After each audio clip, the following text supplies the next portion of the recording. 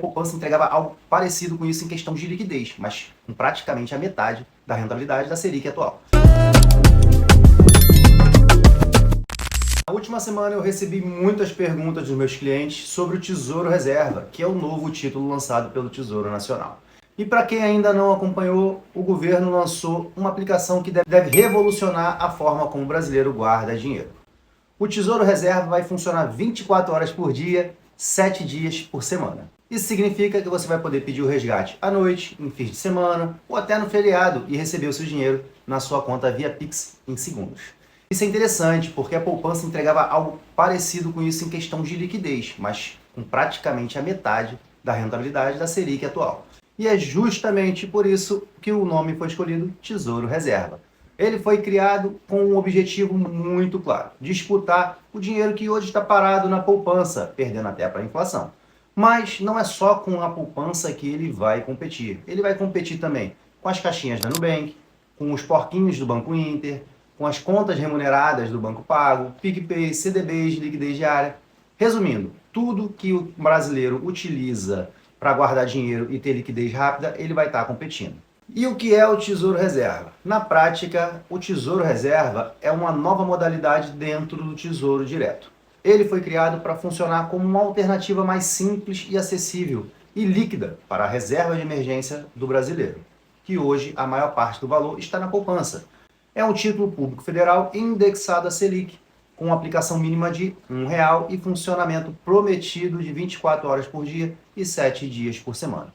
Como ele é atrelado à Selic, a rentabilidade vai acompanhar a taxa básica de juros da economia. Na prática, isso significa que o dinheiro tende a render de forma positiva ao longo do tempo, praticamente sem volatilidade relevante. Se a Selic sobe, o rendimento sobe. E se a Selic desce, o rendimento desce também. Então, ele vai seguir acompanhando a taxa Selic. Então, ele foi criado não para ser um investimento mais rentável, mas sim com outro objetivo. Ele foi criado para ser um lugar simples, seguro e extremamente líquido para você deixar o seu dinheiro para quando você precisar, se você precisar a qualquer momento, retirar. E é aqui que ele resolve um problema que o Tesouro Selic sempre teve quando o assunto era reserva de emergência. Porque se você precisasse do dinheiro no final de semana, por exemplo, simplesmente não conseguiria. Pois teria que aguardar, poderia até solicitar, mas teria que aguardar até o próximo dia útil para conseguir ter acesso a esse valor. Você provavelmente já ouviu falar do Tesouro Selic. Ele também acompanha a taxa básica de juros e durante muitos anos foi considerado uma das melhores opções para a reserva de emergência. E com razão. É simples, conservador, tem baixíssimo risco de crédito e o risco dele é soberano do Estado. Só que tem um detalhe importante: os resgates do Tesouro Direto obedecem um horário de funcionamento. Se você pede um resgate em um dia útil entre 9h30 da manhã e 1 da tarde, o dinheiro cai no mesmo dia. Se pedir entre 13 horas e 18 horas, normalmente só vai cair no próximo dia útil. E se fizer o pedido durante a madrugada, feriado, final de semana, o resgate fica agendado só para o dia útil seguinte. E atenção, não estou dizendo aqui que o Tesouro Selic é ruim. Muito pelo contrário. Sempre foi uma das melhores formas de guardar dinheiro para a emergência no Brasil. Inclusive, eu mesmo utilizo alguns fundos de liquidez diária de 24 horas que consigo solicitar o resgate aos finais de semana justamente para resolver essa questão operacional de liquidez para os meus clientes. Mas quando falamos de reserva de emergência, a disponibilidade é essencial. O dinheiro precisa estar acessível quando você precisa dele e não apenas quando o mercado estiver aberto. Porque às vezes esperar algumas horas pode significar perder uma oportunidade ou até mesmo dificultar a resolução de alguma emergência que eventualmente surja.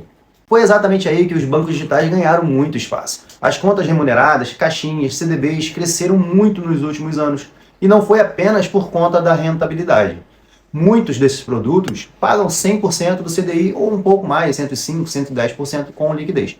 Mas a grande experiência que foi fundamental para esse crescimento é a sensação de ter o dinheiro disponível o tempo inteiro, separado por objetivo, visível dentro do aplicativo e acessível instantaneamente.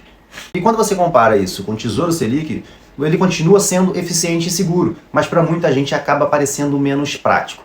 E é justamente esse o problema que o Tesouro Reserva quer eliminar. A proposta é permitir aplicações e resgates iguais a uns CDBs de liquidez diária, com liquidação via Pix. Em outras palavras, o Tesouro quer entregar a mesma sensação de praticidade que fez com que as caixinhas dos bancos digitais crescessem tanto nos últimos anos. Hoje, no Tesouro Selic, você precisa de aproximadamente R$ 189 para começar a investir. Para quem já investe, isso não é nenhum problema, mas ainda é uma trava para muita gente que está iniciando. Se a pessoa tem pouco de recurso, tem R$ 30 ou R$ 50 sobrando na conta, ela não vai conseguir investir. Quer começar com 10% só para criar o hábito, e essa é a parte mais importante, a criação do hábito de investir, também não vai conseguir. Aí esse dinheiro acaba ficando parado na conta, ou indo para outro produto do banco, ou até mesmo virando um hambúrguer. Está parado, não tem nada para fazer com ele, não consigo investir, vou comprar um hambúrguer. Já no Tesouro Reserva, o investimento mínimo será de apenas R$ 1, resolvendo esse problema. Então sobrou qualquer valor acima de R$ 1, você pode investir. Quer colocar R$ 10?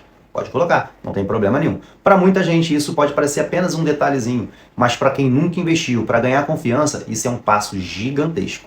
Agora, existe um detalhe importante. Quando você deixa o dinheiro em uma caixinha, conta remunerada ou CDB, você está emprestando dinheiro para a instituição financeira. Quando você compra um título de tesouro, você está emprestando dinheiro para o Estado brasileiro. Ou seja, o risco é soberano. O principal risco de crédito é o próprio governo brasileiro. Só se o Brasil quebrar que você vai tomar um calote. No ruim, eles vão emitir mais moeda para poder te pagar. Não significa que isso é um risco zero, porque existe a questão da marcação a mercado. Outro ponto importante é a marcação a mercado. E esse é um outro questionamento que eu recebi. Tiago, por que não usar o LFTB como reserva de emergência, já que ele é título público também? E atenção, o LFTB é um excelente produto, é um ETF muito bom. Tem vantagens tributárias, já entra com a alíquota mínima de 15%, possui liquidez D+1 e não paga IOF. Só que ele possui uma duration de 9% dele muito longa, que é do IPCA mais 2060 e 65. E isso pode gerar uma oscilação na cota por conta da marcação a mercado. Ou seja, justamente no momento que você precisar do dinheiro, pode acontecer de o valor estar menor por conta da oscilação dos juros. Já o Tesouro Reserva praticamente não deve sofrer com isso. A ideia é justamente eliminar a volatilidade e trazer estabilidade para a reserva de emergência. A reserva de emergência, o foco principal não é a rentabilidade, é a proteção e a liquidez, a disponibilidade. Assim como os outros títulos de tesouro, o Tesouro Reserva paga imposto de renda seguindo a tabela regressiva do imposto de renda.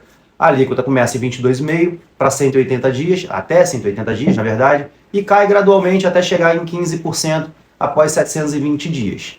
Também pode existir a cobrança do IOF, caso o resgate aconteça antes de 30 dias. Além disso, existe uma taxa da B3 de 0,2% ao ano, porém é só para investimentos superiores a R$ 10.000. Fazendo uma comparação com a poupança, é aqui que fica mais claro porque o Tesouro Reserva pode se tornar uma das melhores opções de reserva de emergência. A poupança ainda é o investimento preferido do brasileiro.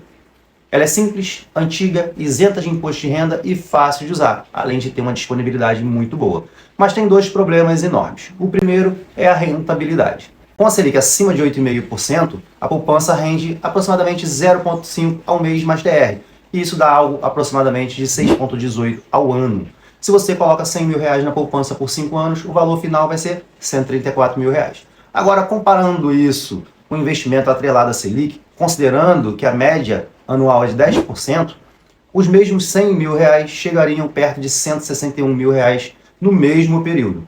O segundo problema é a questão que ela só rende na data de aniversário, então ela tem uma pseudo-liquidez. É uma falsa sensação de liquidez. Se você sacar antes do aniversário, perde toda a rentabilidade que foi aguardando, mesmo que seja no 29º dia, tem que completar 30 dias. E quando você junta uma menor rentabilidade, uma estrutura menos eficiente, fica claro porque ela acaba sendo uma opção inferior à reserva de emergência. Os fundos DI são também muito utilizados. Hoje existem até fundos DI com taxa zero em algumas plataformas, só que eles possuem o famoso Come Cotas. E no último dia útil de maio e novembro, o governo falava assim: olha, eu vou coletar aqui o meu imposto, já que você não quer fazer o saque, mas eu vou pegar logo minha parte, mesmo que você não faça nenhum tipo de resgate, depois eu te compenso quando você for sacar. Eles pegam o dele antes mesmo de você lucrar. Ou seja, 2 vezes por ano existe a antecipação do imposto de renda, reduzindo o efeito dos juros compostos. Além disso, normalmente existe a limitação de liquidez fora do horário bancário. Já os CDBs e caixinhas dos bancos digitais continuam sendo excelentes concorrentes. Eles permitem aplicações baixas, rendem próximo ao CDI e oferecem ótima experiência no seu aplicativo. Agora um detalhe bem importante. Nesse primeiro momento, o Tesouro Reserva estará disponível apenas nos clientes do Banco do Brasil. E mesmo quando ele chegar em outras instituições, é importante lembrar uma coisa. Se você vender investimentos atuais para migrar, pode acabar antecipando o imposto de renda. E isso acaba refletindo no menor desempenho dos seus investimentos. Então, na maioria dos casos, pode fazer mais sentido você utilizar dinheiro novo em vez de vender posições antigas. Se o Tesouro Reserva tiver a mesma adesão que vimos nas caixinhas dos bancos digitais e os CDBs de liquidez diária, a tendência é que ele se torne extremamente popular nos próximos anos. E agora eu quero saber a sua opinião. Você acha que o brasileiro vai mudar realmente a forma como guarda dinheiro? Se você gostou desse conteúdo, deixe seu like, se inscreva no canal e compartilhe com alguém que também queira entender como funciona o novo título. Um grande abraço e até o próximo vídeo.